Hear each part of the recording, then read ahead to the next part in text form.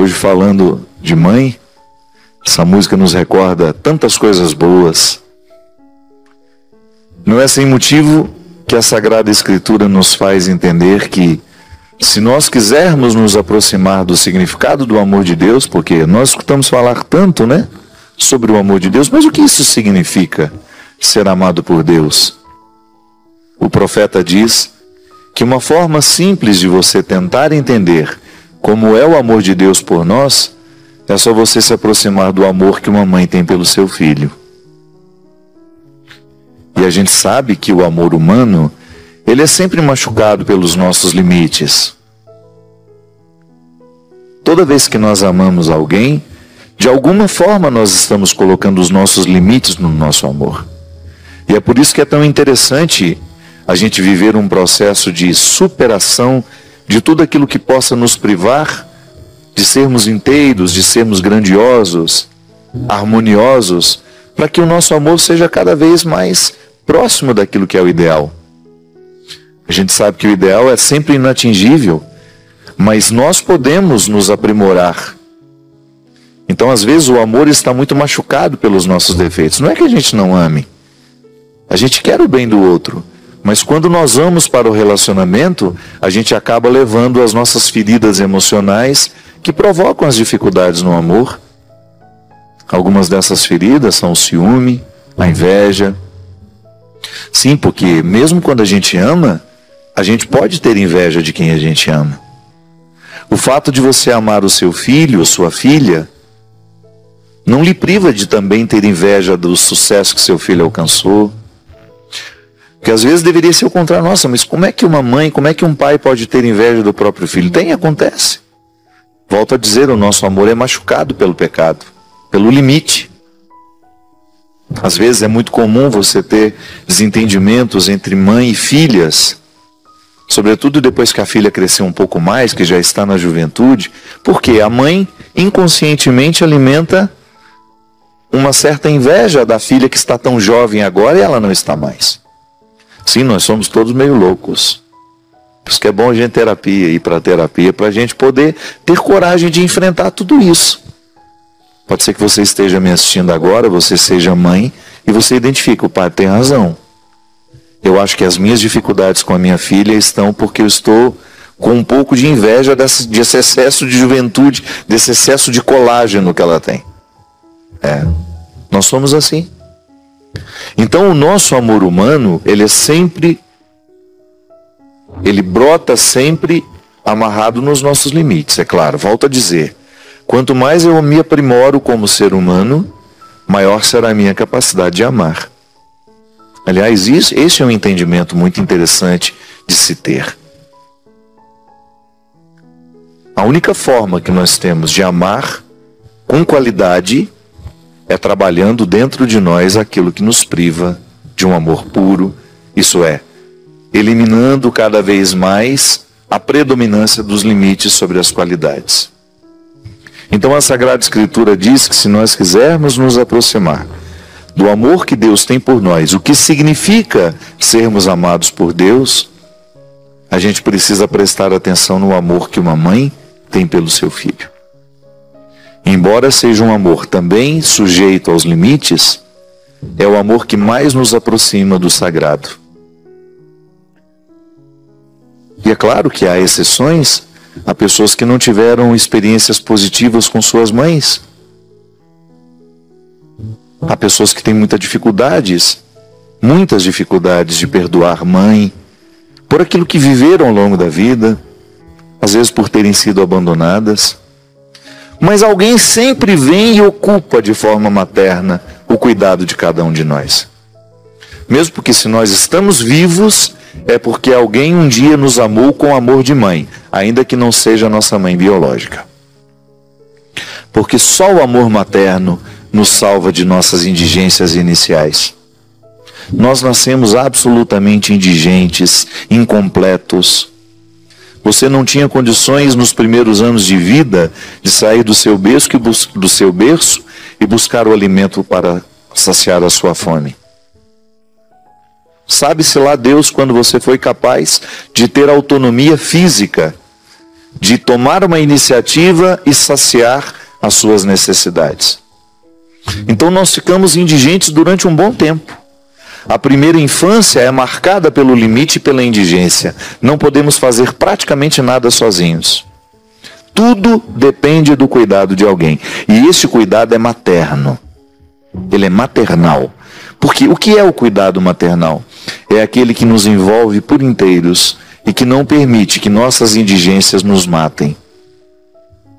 Sim, aí quando não teve minha mãe, digamos que minha mãe me abandonou quando eu era criança, uma tia assumiu esse amor maternal, ou uma pessoa estranha me levou para casa e me adotou como filho. É tão interessante a gente falar de adoção nos dias de hoje, lembrando que o amor por um filho adotivo, às vezes ele costuma ser um pouco mais do que o amor que a gente tem pelo filho biológico.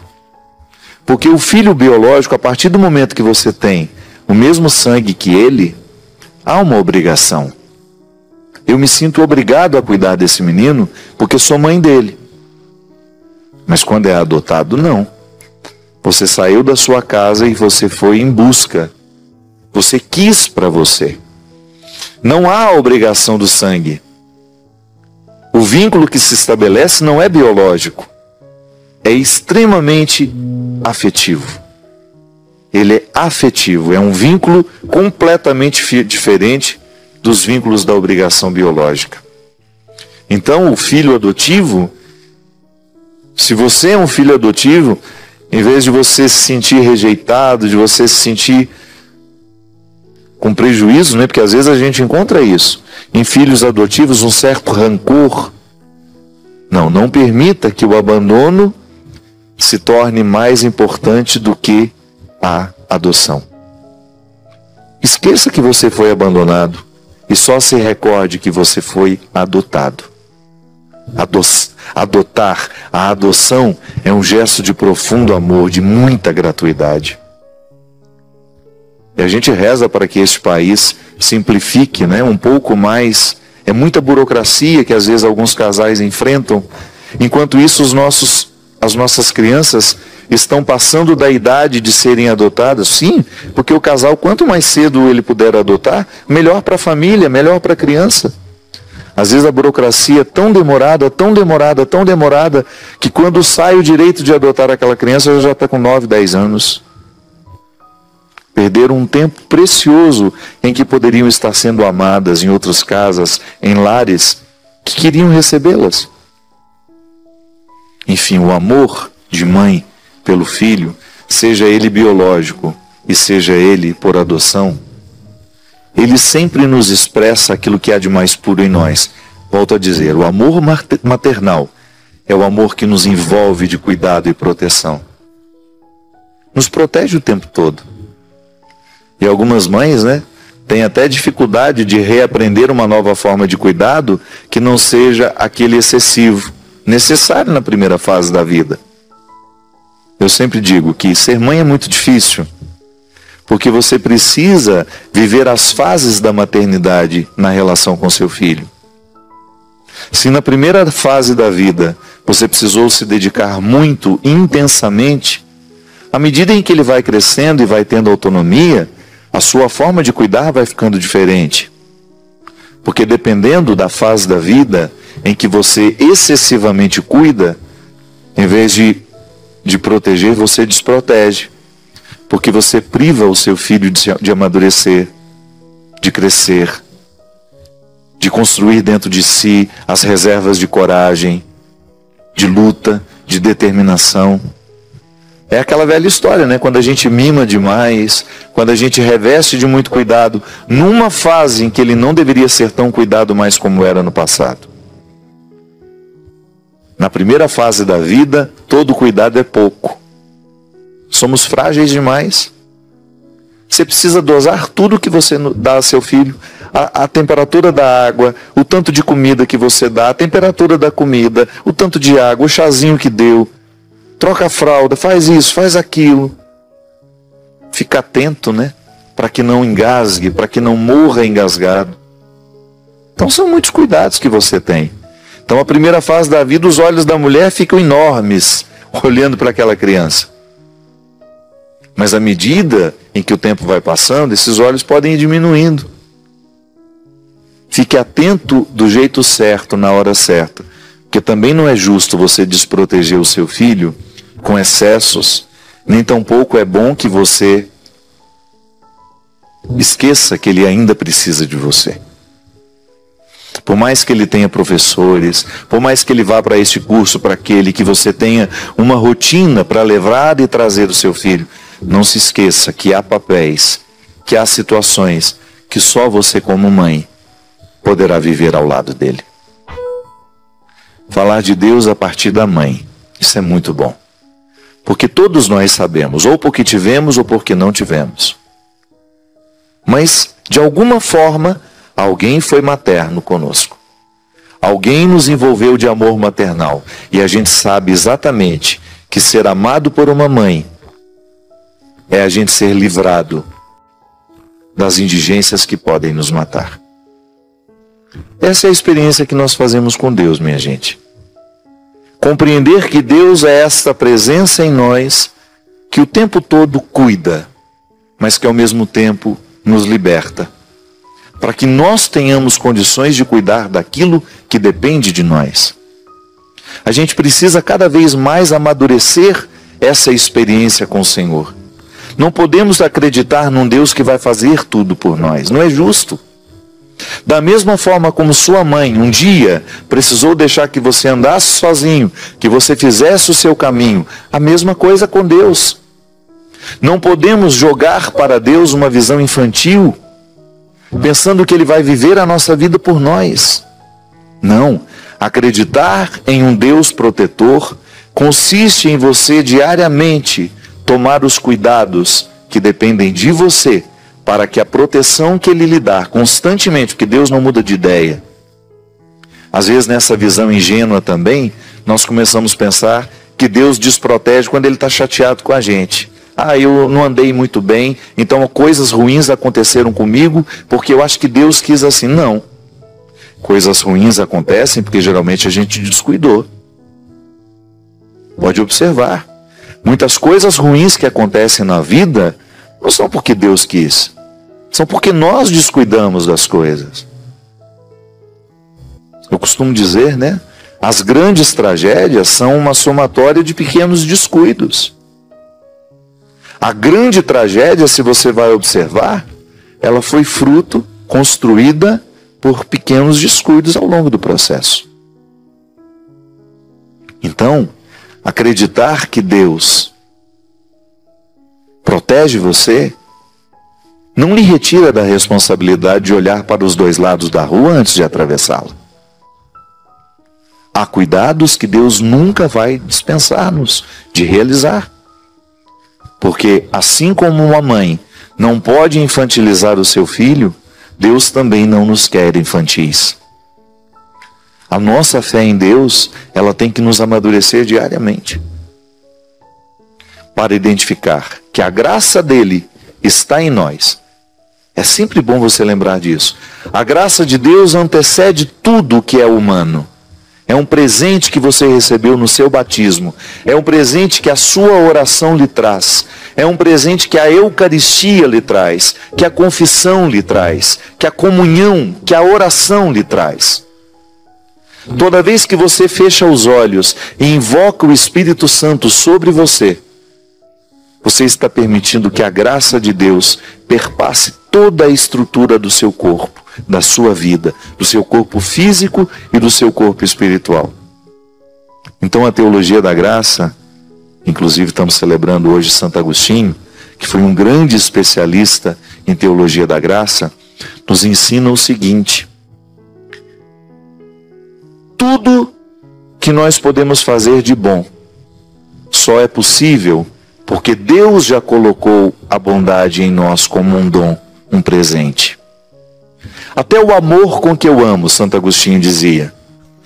Deus nos dá, Deus nos ama para que a gente tenha amor com que amar. Deus nos perdoa para que tenhamos perdão para perdoar.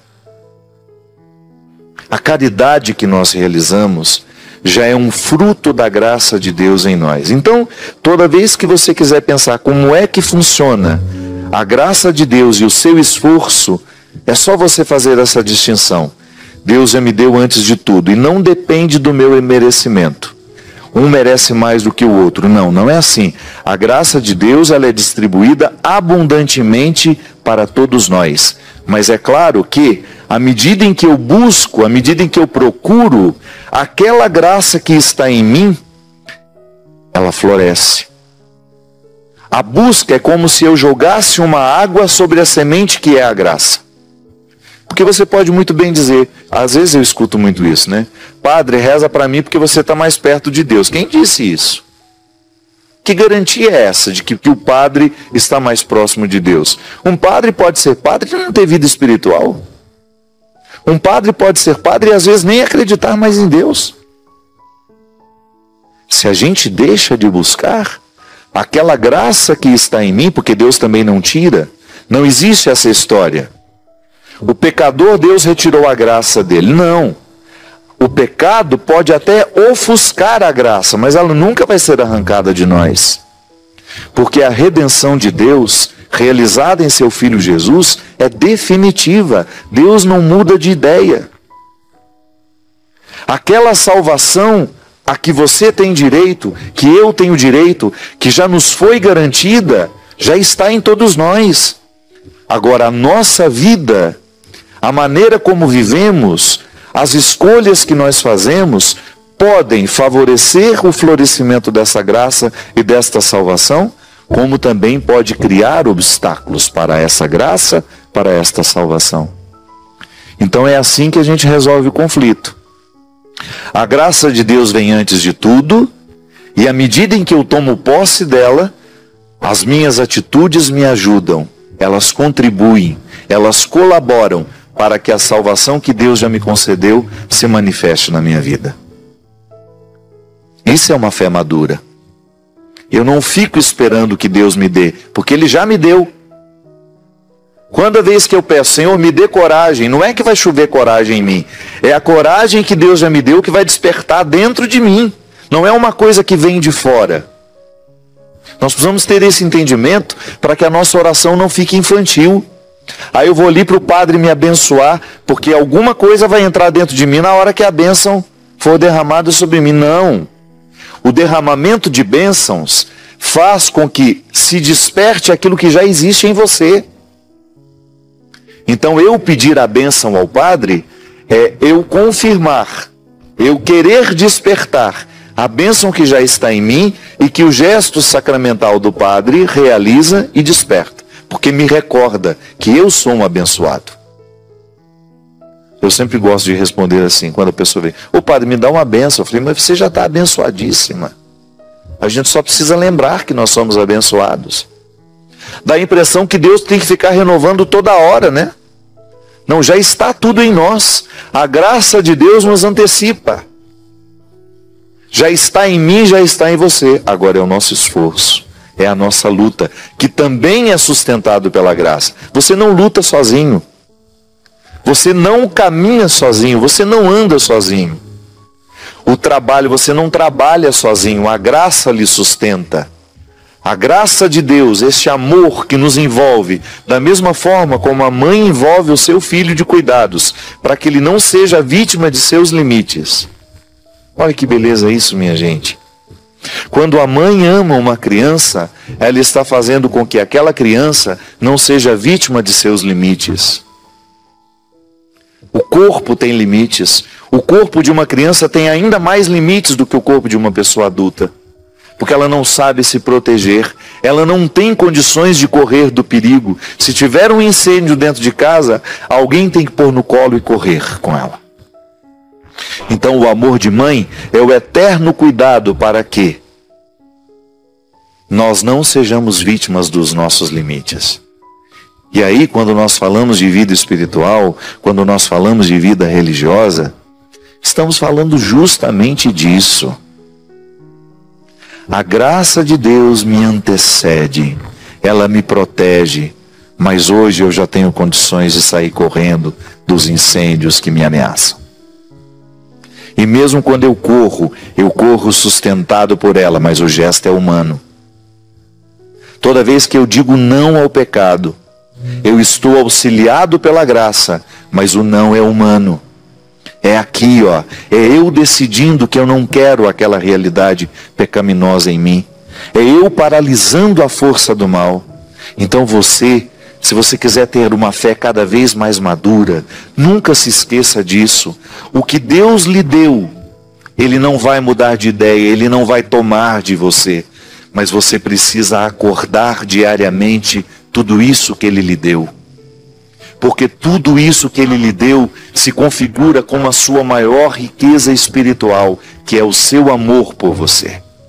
Não há nada neste mundo que possa ser maior do que a certeza de que Deus lhe ama.